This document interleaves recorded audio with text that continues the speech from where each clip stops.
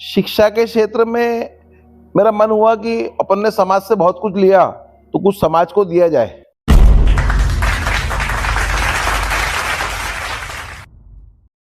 नमस्कार, मैं ऋषभ राज पाठक आपका स्वागत करता हूँ लीड लैब के मंच में। जिस प्रकार हम विभिन्न क्षेत्रों के दिग्गजों से आपको मिलाते हैं, उसी तरह व्यवसाय के क्षेत्र से एक बड़े दिग्गज सफल व्यवसायी रविंद्र गुप्ता जी आज हमारे साथ हैं। सर, आपका स्वागत है हमारे लीड लैब। धन्यवाद, थैंक यू। ओके सर, सबसे पहला तो हमारा क्वेश्चन यही रहता है कि आपका एक छोटा सा परिचय हमारे दर्शकों के लिए। जी, मेरा जन्म सन 1964 में बुरहानपुर में ही हुआ।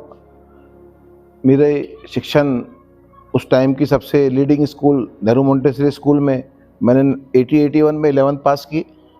तत्पश्चात सेवा सदन कॉलेज में 81 से लेके 89 तक बीकॉम, तत्पश्चात एमकॉम और फिर एलएलबी पास करी। एलएलबी में मेरी यूनिवर्सिटी में 4th पोजीशन थी और कॉलेज में भी करीब करीब सभी चीज़ों में बहुत बढ़ चढ़ के हिस्सा लेते थे। तत्पश्चात हमारी व्यावसायिक ज़िंदगी शुरू हुई। 1984 में मैंने मेरी फर्म शुरू करी रवीन ट्रेडर्स के नाम से, जिसको आज सतत 40 रूप से मैं टेक्सटाइल के व्यवसाय में रत हूँ, जो कि मेरा मेन बिजनेस है। 2015 में हम लोग अर्वाचीन से जुड़े। तत्पश्चात 2019 में मैंने अग्रवाल इंटरनेशनल स्कूल खोली, जो आज जिसे 12th तक की मान्यता प्राप्त है। आज से 2017 में मैंने पेट्रोल पंप का व्यवसाय शुरू किया, जो कि हमारी स्कूल जो कि भादापुर में स्थित है उसके सामने स्थित है और बहुत अच्छी सेल के साथ बहुत आगे बढ़ रहे हैं। जी सर जी।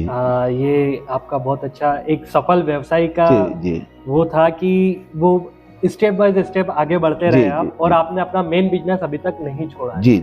सर, आप एक टेक्सटाइल व्यवसायी हैं, साथ ही आप शिक्षा के क्षेत्र में कैसे आए? शिक्षा के क्षेत्र में मेरा मन हुआ कि अपन ने समाज से बहुत कुछ लिया तो कुछ समाज को दिया जाए, क्योंकि हम लोग शुरू से ही 1980 से ही सोशल लाइफ से जुड़े हुए हैं। तो बहुत तकलीफ आती है, बच्चा आज फीस नहीं भर रहा, आज उसके पास बुक्स के पैसे नहीं हैं। तो ये सब चीज़ों को हमने हमारे स्कूल में समाहित किया और हमारे स्कूल का सबसे बड़ा उद्देश्य ये है कि हो सकता है वो IIT टॉप नहीं करे, वो हो सकता है नीट क्लियर नहीं करे, लेकिन यदि उसको रास्ते में कोई गिरा हुआ मिलेगा तो वो उसको उठाएगा जरूर। या स्कूल में कोई बच्चा यदि कोई गिर जाएंगे तो दूसरे बच्चे दौड़ के उसको उठाएंगे जरूर। ह्यूमैनिटी उसमें होनी चाहिए और वो हम लोग दे रहे हैं। मीन्स कि आपकी जो शिक्षा की प्रणाली का पहला मूल रूप है वो है कि इंसानियत। Okay sir. सर, जैसे कि आप एक अभी व्यवसाय टेक्सटाइल जो आपका मेन रोल है, तो अभी हम लोगों ने सुना कि उसमें कुछ मंदी टाइप आ रही है। जी। तो क्या? जी, ये तो क्या होता है कि हर व्यवसाय ये साइकिल होती है, ऊपर नीचे गुजरता ही है। अभी पिछले सतत 2 साल से इसमें मंदी चालू है पावरलूम में, लेकिन ऊपर वाले के आशीर्वाद से अभी पिछले अक्टूबर से अभी बिजनेस अच्छा चल रहा है। लोग वापस उनको ऑक्सीजन मिल गई है और अभी जनवरी फरवरी तक चलेगा वो काम। इसलिए टेक्सटाइल वाले कहीं डूबत में नहीं है, आएंगे उभर के। और अपने शहर का मेन बिजनेस है, सारी जनता इससे जुड़ी हुई है, सबका विकास होगा, ऐसी हम आशा करते हैं। मीन्स जो रूटीन अप डाउन से वो चल रहे हैं बस। जी। बस सर, उसके बाद एक और क्वेश्चन था जो कि हमारी टीम ने बताया कि आप कुछ रेड क्रॉस को लेके आपका नाम अभी बहुत चर्चाओं में था। जी। मैं 3 साल पहले इसका चेयरपर्सन मनोनीत हुआ। हम लोग रेड क्रॉस में हमने सिकल सेल को लेकर भी बहुत काम किए।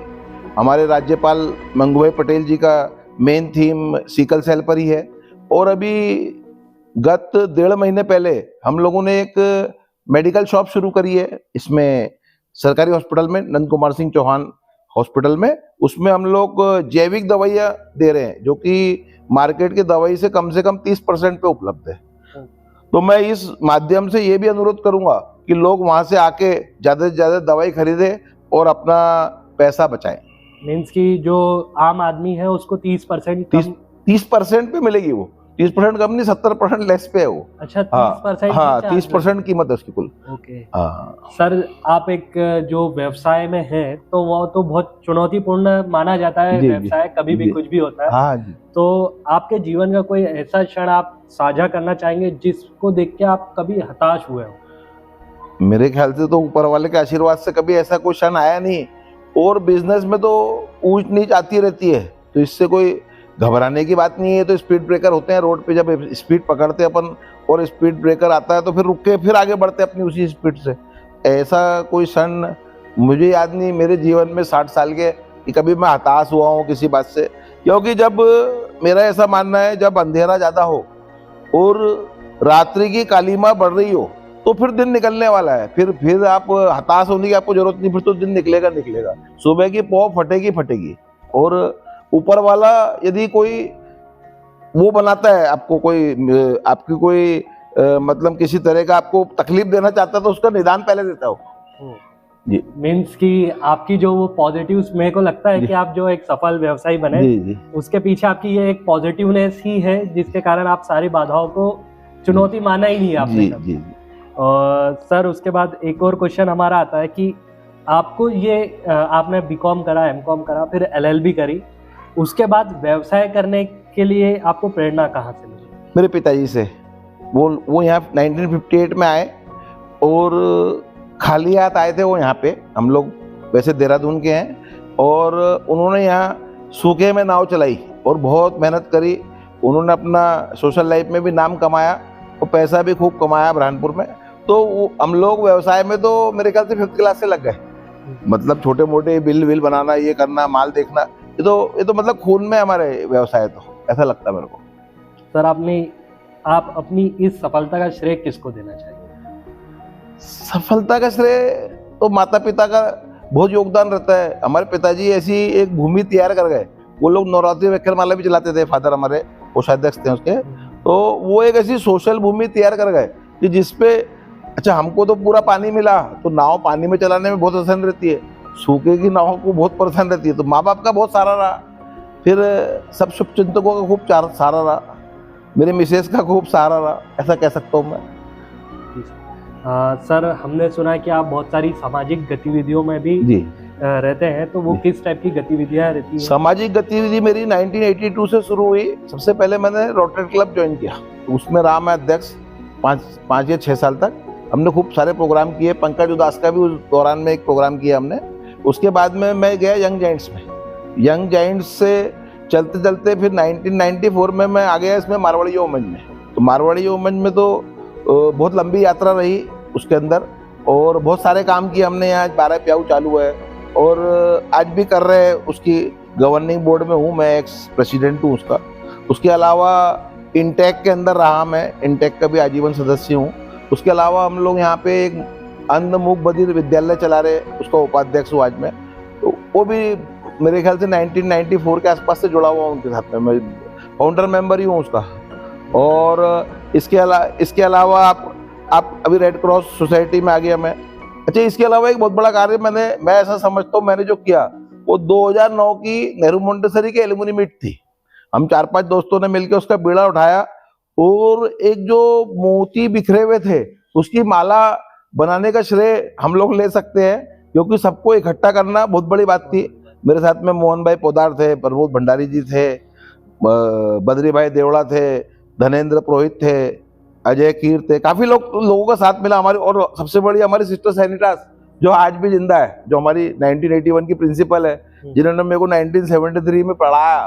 तो हमने एक बहुत बड़ी मीट करी और उसके बाद में जो बुरहानपुर में एलुमनी मीट की जो फ्लो आई तो वो उसका बीज वहीं से पड़ा। उसके बाद हमने कॉलेज में करी, सेवासदन कॉलेज में, जो 81-82 वाले थे बैच थे, तो वो भी हम 3 मीट कर चुके हैं उसकी भी। तो वो भी एक बहुत बड़ी बात है, अपने बचपन के दोस्तों से मिलना और बचपना बुढ़ापे में जीना, ये बहुत बड़ी बात है। बहुत बड़ी बात है सर जी। आपकी जो सफर रहा उससे तो यही समझ में आता है कि आपने व्यवसाय तो करा ही करा, जी जी, साथ में समाज को भी लेके चले और साथ में फैमिली और फ्रेंड्स को भी साथ में लेके चले। एकदम। सर, एक छोटा सा मैसेज हमारे देश के युवाओं के लिए। युवाओं को मैं तो ये कहता हूँ कि जो आज शिक्षा जिस स्तर पे चल रही है, वो जितने उसमें खर्चे हैं, आज शिक्षा बहुत पैसा मांगती है, तो तो मैं कहता हूँ उतने पैसे में आप धंधा कर सकते हैं बहुत बढ़िया। कोई जरूरी नहीं अपन IIT क्लियर करे, कोई जरूरी नहीं अपन डॉक्टर बने। अपन वो जो पैसा आज 10 लाख 20 लाख 50 लाख जैसी जिसकी कैपेसिटी वो खर्चा कर रहा है, वो पैसा लेके मेरा तो ऐसा सोच है कि वो खुद बैठ जाएगा ना घर में, तो 10-20 लोगों को एम्प्लॉयमेंट भी दे देगा और उससे बढ़िया करेगा। क्योंकि हमारा जो युवा है बहुत पढ़ जाता है, फिर उसको व्हाइट कॉलर जॉब चाहिए, एक स्टैंडर्ड की जॉब चाहिए, छोटी जॉब वो कर नहीं सकता, बड़ी अपने देश में मिलती नहीं है, तो वो हताश हो जाता है। तो हताशा अच्छी चीज नहीं।